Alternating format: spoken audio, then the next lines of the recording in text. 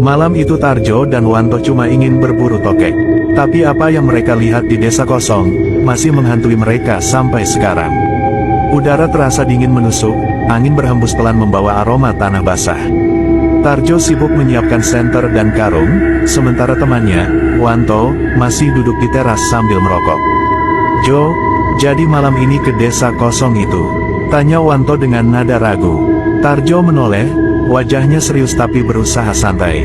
"Iya, tuh, katanya di sana tokeknya banyak. Warga udah ninggalin desa itu bertahun-tahun, rumahnya kosong semua. Biasanya tokek suka ngumpul di rumah-rumah gitu. Bisa panen kita malam ini." Wanto menarik napas panjang. Ada sesuatu yang membuatnya nggak tenang sejak ide itu muncul. Desa kosong itu memang sudah lama ditinggalkan, katanya karena wabah penyakit dan beberapa kejadian aneh yang tak pernah jelas kebenarannya. Warga sekitar lebih memilih pindah ke daerah lain. Sejak itu, desa itu seperti mati, gelap, dan jarang ada orang berani masuk, apalagi malam hari. "Tapi Jo, apa nggak bahaya? Orang-orang aja pada nggak berani lewat situ," kata Wanto lagi. Tarjo hanya tertawa kecil. "Kamu kebanyakan dengar cerita orang. Aku udah lama cari tokek, nggak ada tempat yang benar-benar bahaya. Yang penting hati-hati aja." Akhirnya, setelah Isya, mereka berangkat naik motor bebek tua, membawa karung, senter, dan peralatan seadanya. Jalan menuju desa kosong itu cukup jauh, melewati persawahan dan jalan setapak yang gelap. Saat sampai di gerbang desa, hawa dingin langsung menyergap. Rumah-rumah tua berjejer di sisi jalan, banyak yang atapnya sudah runtuh. Pohon-pohon liar tumbuh tinggi, menutupi sebagian besar jalan. Gelap gulita menyelimuti, hanya cahaya senter mereka yang sesekali menyorot ke sana kemari. Wanto menelan ludah. "Jo, serius kita nyari di sini? Rasanya nggak enak banget, kayak ada yang ngawasin." Tarjo hanya mengangkat bahu. "Udah, jangan penakut. Kita bagi dua, aku ke arah kanan, kamu ke kiri. Nanti kalau udah dapat, kumpul lagi di motor." Meski berat hati, Wanto akhirnya menurut. Mereka berpisah, masing-masing membawa senter. Suasana desa itu benar-benar menyeramkan. Angin berhembus membuat daun-daun kering bergesekan, menimbulkan suara lirih seperti bisikan. Sesekali terdengar bunyi atap seng berderak, entah karena angin atau sesuatu yang lain. Wanto melangkah perlahan ke arah rumah kosong. Senter di tangannya bergetar karena tangannya gemetar. Saat ia melangkah masuk ke rumah tua itu, aroma bunga Kamboja samar-samar tercium. Awalnya ia mengira itu hanya bunga dari pekarangan yang terbawa angin. Tapi semakin lama, baunya makin menyengat, lalu berubah jadi anyir busuk, menusuk hidung sampai membuatnya mual. "Nggak beres ini," gumamnya pelan. Tiba-tiba terdengar suara kain terseret.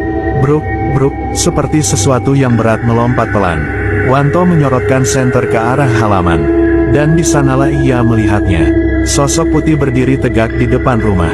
Pocong, kain kafannya kotor, lusuh, dan robek di beberapa bagian. Wajahnya pucat, matanya kosong, tapi seolah menatap tajam ke arahnya. Wanto langsung kaku, napasnya tersengal. Ia ingin berteriak, tapi suaranya tercekat di tenggorokan. Lalu, dalam hitungan detik, sosok itu mulai berubah. Tubuhnya memanjang, makin lama makin tinggi. Dari setinggi manusia biasa, menjadi setinggi 2 meter, 3 meter, bahkan lebih. Hingga kepalanya hampir menyentuh pucuk pohon pisang di samping rumah.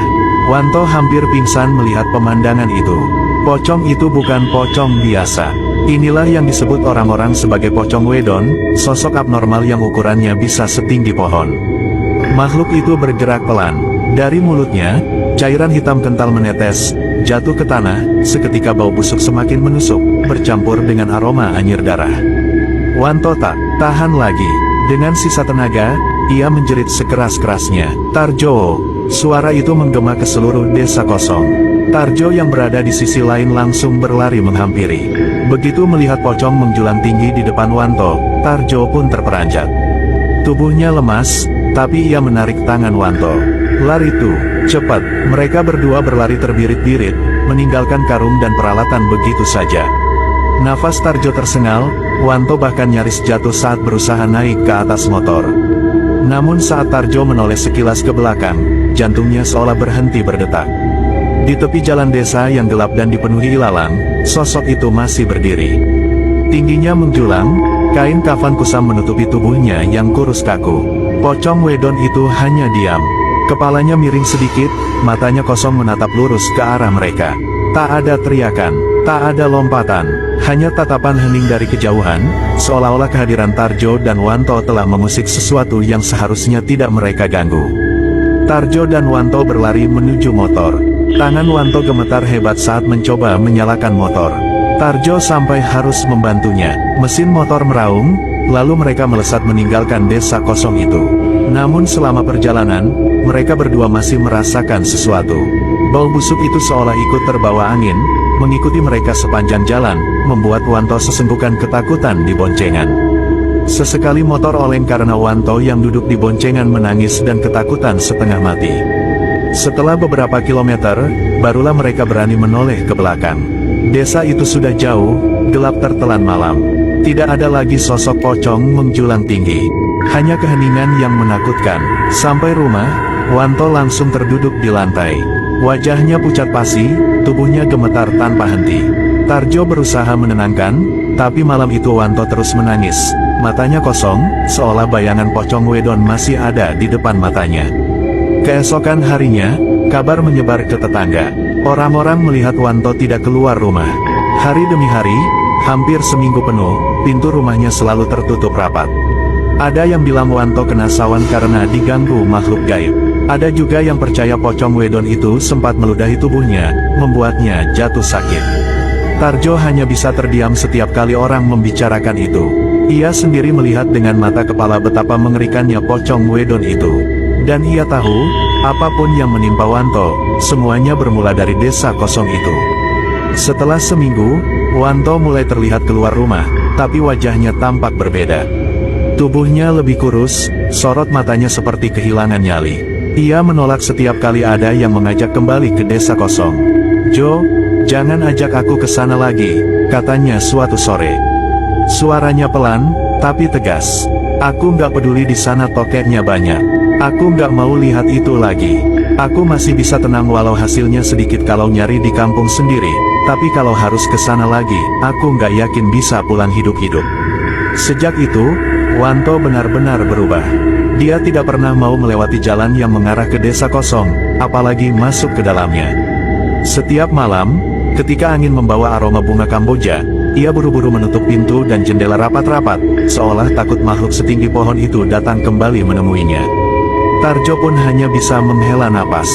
Malam itu menjadi rahasia kelam mereka berdua. Dan sampai sekarang, tidak ada satupun dari mereka yang berani menginjakkan kaki lagi di desa kosong itu. Karena sekali kau melihat pocong wedon, hidupmu tak akan pernah sama lagi.